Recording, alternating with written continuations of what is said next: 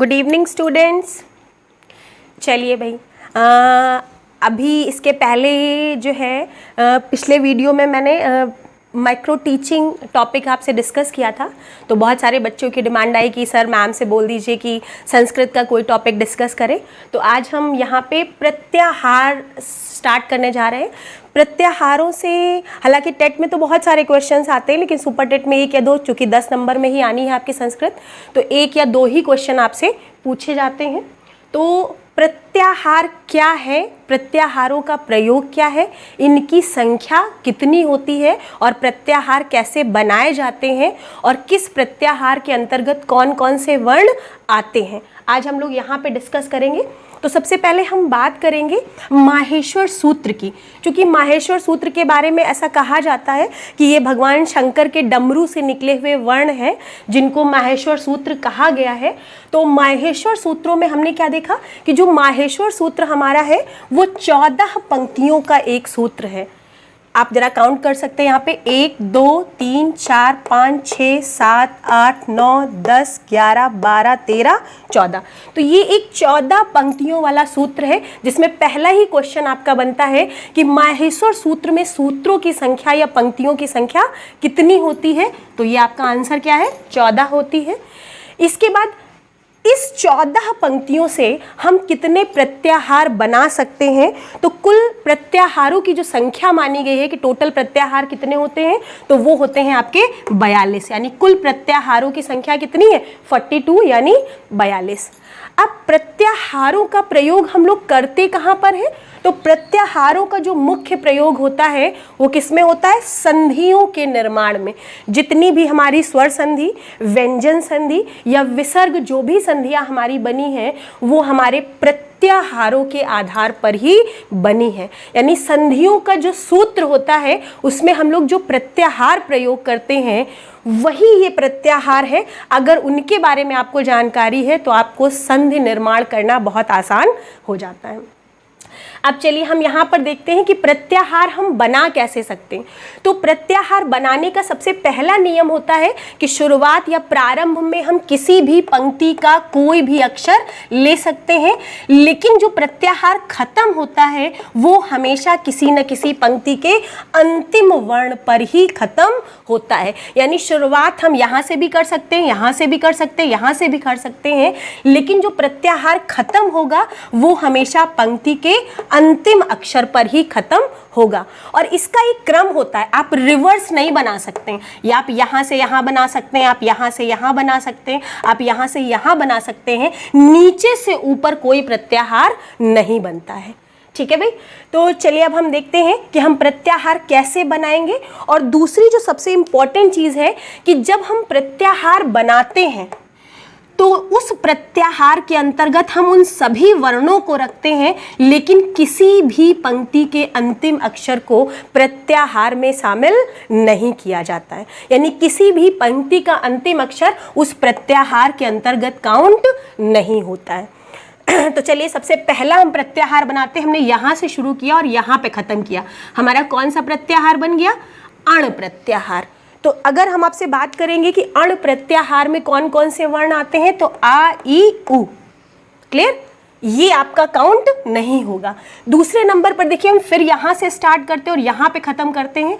हमारा क्या बन जाता है, अक प्रत्याहार। ये वही अक प्रत्याहार है जैसे आप लोगों ने दीर्घ संधि का सूत्र पढ़ा होगा, अकः सवर्णे दीर्घा। तो अकः का मतलब होता है अक प्रत्याहार, सवर्ण का मतलब होता है समान वर्ण और दीर्घ का मतलब होता है बड़ा। यानी अक प्रत्याहार के अंतर्गत जितने भी वर्ण आते हैं अगर उनके बाद कोई समान स्वर या वर्ण आता है तो उसका क्या हो जाता है, दीर्घ वर्ण हो जाता है। ठीक है। तो यहाँ पे अक प्रत्याहार में देखिए कौन कौन से वर्ण आ रहे हैं, आ ई उ, ये आपका काउंट नहीं होगा। री और ली, ये भी आपका काउंट नहीं होगा। तो अक प्रत्याहार में कितने वर्ण हैं आपके, आ ई उ, री और ली। अब देखिए मिड से भी बना सकते हैं बेटा। हमने यहाँ से शुरू किया और हमने यहाँ पर खत्म किया। हमारा कौन सा प्रत्याहार बन गया, इक प्रत्याहार। अब हम क्या देख रहे हैं कि इक प्रत्याहार में कौन कौन से वर्ण आएंगे, ई उ, री और ली, ये दोनों काउंट नहीं होंगे। क्लियर हो गया सबको? अब देखिए हम यहाँ से शुरू करेंगे और यहाँ पे खत्म करेंगे। हमारा कौन सा प्रत्याहार बना? अंग प्रत्याहार। अंग प्रत्याहार में आ, ई, उ, री, री, ए, ओ इतने वर्ण आपके आते हैं। फिर हमने यहाँ से ही शुरू किया और चा पे खत्म किया। हमारा कौन सा प्रत्याहार बन गया? अच प्रत्याहार। अब हम क्या देख रहे हैं कि अच प्रत्याहार के बीच में जितने भी वर्ण आ रहे हैं वो सभी वर्ण आपके क्या है? स्वर हैं। तो क्वेश्चन आपका ये बनता है कि सभी स्वर वर्णों को किस प्रत्याहार से प्रदर्शित किया जाता है? तो अच प्रत्याहार। इसीलिए हिंदी में भी स्वर वर्णों को किस और नाम से जाना जाता है? तो अच वर्ण। और स्वर संधि का भी दूसरा नाम क्या है आपका? अच संधि। 3 क्वेश्चन हो गए। स्वर वर्णों को प्रदर्शित करने वाला प्रत्याहार अच प्रत्याहार। स्वर वर्णों को किस और नाम से जानते हैं? तो अच वर्ण। और स्वर संधि को किस नाम से जाना जाता है? तो अच संधि के नाम से जाना जाता है। ठीक है, नेक्स्ट देखिए हम फिर आते हैं। हम यहाँ से शुरू करेंगे और हम चा पे खत्म करेंगे। हमारा कौन सा प्रत्याहार बन गया? एच प्रत्याहार। एच प्रत्याहार में देखिए कौन कौन से वर्ण हैं? ए, ओ, ऐ, औ। क्लियर? अगला क्वेश्चन हमारा देखिए क्या है? आ से शुरू करते हैं और हम टा पे खत्म करते हैं। तो ये आपका कौन सा हो गया? अट प्रत्याहार। अब हम देख रहे हैं कि अट प्रत्याहार में अगर हम वर्णों को काउंट करेंगे तो ये काफी लंबा हो गया। तो इसका एक मिनिमाइज आंसर भी होता है कि अट प्रत्याहार में कौन कौन से वर्ण आते हैं? तो सभी स्वर वर्ण और प्लस हा, या, व, र। ठीक है भाई, ये अंतिम वर्ण काउंट नहीं होता है। अगेन हम यहां से शुरू करेंगे आ से और अड़ा पे खत्म करेंगे। हमारे पास दोबारा एक प्रत्याहार बन गया अण। अब देखिए अण हमने यहां से यहां भी बनाया था और यहां से यहां भी हमारा अण प्रत्याहार बन रहा है। तो ये जो क्वेश्चन है वो आपके ऑप्शन पे बेस्ड करेगा कि आपके ऑप्शन में क्या क्या दिया हुआ है। अदरवाइज जो क्वेश्चन नया बनेगा वो ये है कि अण प्रत्याहार का विस्तारित रूप क्या है या विस्तृत रूप क्या है? तो सभी स्वर वर्ण प्लस ह, य, व, रा, ला। ठीक है भाई, अण प्रत्याहार का विस्तारित रूप क्या है? सभी स्वर वर्ण प्लस ह, य, व, रा, ला। इतना सबको क्लियर हो गया? ठीक है भाई, इसके बाद देखिए हम लोग यहां से भी बना सकते हैं। यहां से शुरू किया और यहां पे खत्म किया। हमारा कौन सा प्रत्याहार बन गया? यण प्रत्याहार। तो देखिए यण प्रत्याहार में कौन कौन से वर्ण आ रहे हैं? या, व, रा, ला। यानी जितने भी अंतस्थ वर्ण हैं वो सब किस प्रत्याहार के अंतर्गत आते हैं? यण। तो आपसे क्वेश्चन ये भी पूछ सकते हैं या, वा, रा, ला को किस प्रत्याहार से प्रदर्शित करते हैं? तो यण प्रत्याहार से। या अंतस्थ वर्णों को प्रदर्शित करने वाला प्रत्याहार कौन सा है? यण प्रत्याहार। फिर देखिए हम यहां से शुरू करते हैं और यहां पे खत्म करते हैं। हमारा कौन सा प्रत्याहार बनता है? इयम प्रत्याहार। तो इयम प्रत्याहार के बीच में देखिए इया है, मा है, अंगा है, अड़ा है और ना है। यानी प्रत्येक वर्ग का 5वां अक्षर यहाँ पे प्रदर्शित हो रहा है और प्रत्येक वर्ग के 5म अक्षर को हम क्या कहते हैं? अनुनासिक वर्ण कहते हैं। तो अनुनासिक वर्णों को प्रदर्शित करने वाला प्रत्याहार कौन सा है? यम। या प्रत्येक वर्ग के 5म अक्षर को हम किस प्रत्याहार से प्रदर्शित करते हैं? तो इयम प्रत्याहार से। इसके बाद देखिए हम यहां से शुरू करते हैं और यहां पे खत्म करते हैं। हमारा प्रत्याहार बन जाता है झष प्रत्याहार। कहाँ से शुरू हुआ है आपका? यहाँ झा से शुरू और शा पे खत्म हुआ, झष प्रत्याहार। इसके अंतर्गत देखिए कौन कौन से वर्ण हैं? झा, भा, घा, ढा, धा। और अगर हम इनको गौर से देखें तो ये प्रत्येक वर्ग का चौथा व्यंजन है। का, खा, गा, घा, चा, छा, जा, झा, टा, ठा, डा, ढा, ता, था, दा, धा और पा, फा, बा, भा। यानी प्रत्येक वर्ग के चौथे व्यंजन को हम किस प्रत्याहार से प्रदर्शित कर रहे हैं? झष प्रत्याहार से। ठीक है भाई, इसके बाद देखिए हम जा से शुरू करते हैं और शा पे खत्म करते हैं। हमारे पास एक प्रत्याहार बनता है जश प्रत्याहार। तो जश प्रत्याहार में कौन कौन से वर्ण हैं? जा, ब, ग, ड, द। ठीक है भाई, और इनको अगर हम देखेंगे तो ये प्रत्येक वर्ग के तीसरे व्यंजन हैं। तो प्रत्येक वर्ग के तीसरे व्यंजन को हम किस प्रत्याहार से प्रदर्शित करेंगे? जश प्रत्याहार से। और अगर क्वेश्चन ऐसे आता है कि जश प्रत्याहार में कौन से वर्ण आते हैं और कौन से नहीं, तो आपको पता है जा, ब, ग, ड, द, ये वर्ण आपके जश प्रत्याहार में आते हैं। ठीक है भाई, इसके बाद देखिए हमने यहाँ से शुरू किया खा से और या पे ख़त्म किया। हमारे पास है खय प्रत्याहार। खय प्रत्याहार में अगर हम देखें तो कौन कौन से वर्ण है? खा, फा, छा, ठा, था। ये आपका प्रत्येक वर्ग का दूसरा व्यंजन है। फिर हम आते हैं च, ट, त, का और पा, यानी प्रत्येक वर्ग का दूसरा और चौथा व्यंजन किस प्रत्याहार में आ रहा है? आपका खय प्रत्याहार में। क्लियर हो गया? इसके बाद हम यहां से शुरू करते हैं और रा पे खत्म करते हैं। क्या है आपका? शर प्रत्याहार।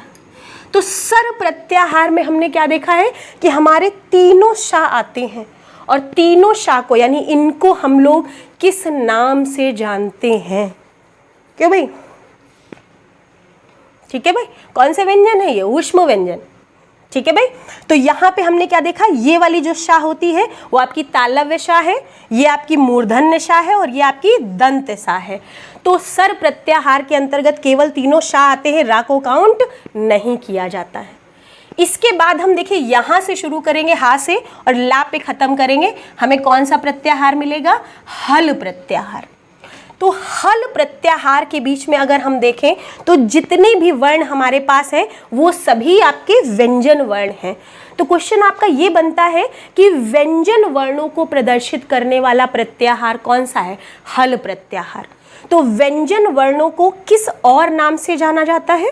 तो व्यंजन वर्णों को हम लोग हल वर्ण और इसीलिए व्यंजन संधि को हल संधि के नाम से भी जाना जाता है। इसीलिए भाई व्यंजन संधि में हलंत का बहुत बड़ा महत्व होता है।